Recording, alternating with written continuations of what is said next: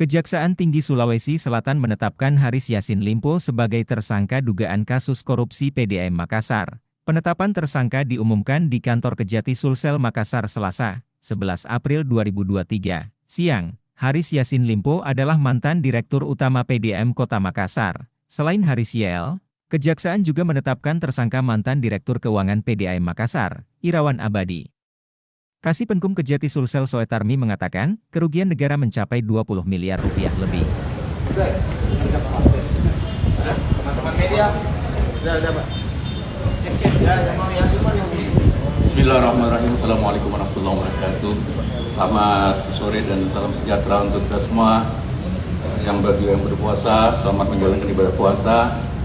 Baik, pada hari ini, Selasa tanggal 11 April 2023, Penyidik Kejaksaan Tinggi Sulawesi Selatan telah menaikkan status seorang saksi menjadi tersangka dalam perkara tindak pidana korupsi pada perusahaan daerah air minum Kota Makassar untuk pembayaran tantim dan bonus jasa produksi tahun 2017 sampai 2019 serta premi asuransi bagaimana jabatan wali kota dan wakil wali kota tahun 2016 sampai tahun 2019 atas nama tersangka dengan inisial HYL selaku mantan Direktur Utama PDAM Kota Makassar tahun 2015 sampai dengan 2019 dan tersangka dengan inisial IA selaku mantan Direktur Keuangan tahun 2017 sampai dengan tahun 2019. Tentunya berdasarkan surat penetapan tersangka Kepala Kejaksaan Tinggi Sulawesi Selatan nomor P.4 FD.1 04 2003 tanggal 11 April 2003 bahwa HYL dan IA ditetapkan sebagai tersangka setelah penyidik mendapatkan minimal 2 alat bukti yang sah sebagaimana yang diatur dalam pasal 184 ayat 1 KUHP.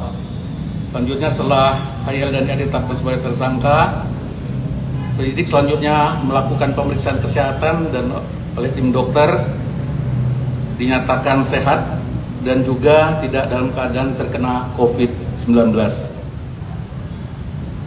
Selanjutnya, tersangka HYL dan IA berdasarkan surat perintah penahanan Kepala Kejaksaan Tinggi Sulawesi Selatan nomor PRIN 63 P.4.5 FD104 tahun 2003 tanggal 11 April 2023 di mana atas nama IA dan HYL masing-masing selama 20 hari terhitung sejak hari ini tanggal 11 April 2023 sampai dengan tanggal 30 April 2023 di Lembaga Pemasyarakatan Kota Makassar. Selanjutnya adapun kasus yang menyeret dan menjadikan tersangka HYL dan IA sebagai tersangka adalah sebagai berikut, di mana pada tahun 2016 sampai dengan 2019, PDAM Kota Makassar mendapatkan laba.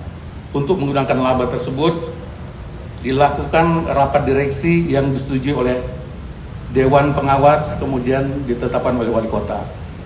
Bahwa dalam prosedur untuk permohonan penetapan penggunaan laba dan direksi PDAM Kota Makassar kepada Wali Kota Makassar melalui Dewan Pengawas, sampai dengan pembagian laba tersebut seharusnya melalui pembahasan atau rapat direksi dan dicatat saya ulangi dalam notulensi rapat. Namun faktanya kurun waktu tahun 2016 sampai dengan 2018 tidak pernah dilakukan pembahasan rapat. Tidak pernah dilakukan pembahasan rapat oleh direksi terkait permohonan penetapan pengguna laba dan pembagian laba serta tidak dilakukan notulensi sehingga tidak terdapat dari salah rapat, melainkan pengambilan keputusan oleh direksi hanya berdasarkan rapat per bidang. Selanjutnya jika tentang keuangan maka pembahasan tersebut hanya terdiri dari Direktur Utama dan Direktur Keuangan PDAM Kota Makassar. Bahwa meskipun PDAM Kota Makassar mendapat laba, seharusnya PDAM Kota Makassar memperhatikan adanya kerugian, dalam hal ini kerugian akumulasi sejak berdirinya PDAM Kota Makassar sebelum mengusulkan untuk menggunakan laba tersebut. Bahwa tersangka dengan inisial HYL dan IA tidak mengindahkan Peraturan Mendagri Nomor 2 Tahun 2007 tentang organ dan kepegawaian PDAM.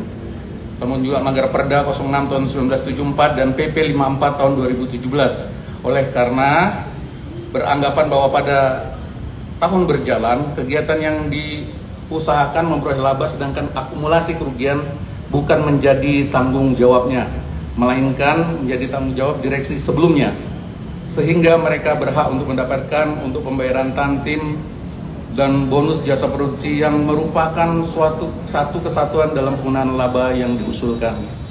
Kemudian terdapat perbedaan besaran penggunaan laba pada Perda 06 tahun 1974 dengan PP 54 tahun 2017, khususnya untuk pembagian tantim di mana direksi mendapat 5%, bonus pegawai kemudian 10%, sedangkan PP 54 tahun 2017 pembagian tantim dan bonus hanya 5%, sehingga aturan tersebut tidak digunakan untuk pembayaran pengguna laba. Kemudian pasal yang disangkakan yaitu primer pasal 2 ayat 1 junto pasal 18 Undang-Undang RI nomor 31 tahun 99 tentang pemberantasan tindak pidana korupsi, junto Undang-Undang Republik Indonesia nomor 20 tahun 2021 tentang perubahan atas Undang-Undang Republik Indonesia nomor 31 tahun 99 tentang pemberantasan tindak pidana korupsi, junto pasal 55 ayat 1 KUHP, junto pasal 6 ayat 1 KUHP, dan junto pasal 4. Subsidiar pasal 3 junto pasal 18 Undang-Undang 31 tahun 99 tentang pemberantasan tindak pidana korupsi, junto Undang-Undang Republik Indonesia nomor 20 tentang tahun 20 tahun 2001, kami ulangi, tentang perubahan atas Undang-Undang 31 tahun 99 junto pasal 55 ayat 1 ke 1 KUHP, junto pasal 64 ayat 1 KUHP. Mungkin demikian siaran pers sore hari ini. Mungkin saya lupa menyampaikan total kerugian keuangan negara 20.318.619.975 rupiah sebagai hasil audit perhitungan kerugian keuangan negara oleh BPKP. Mungkin Ancaman hukuman ancaman hukuman ya pasal 2 kita atur bersama 20 tahun.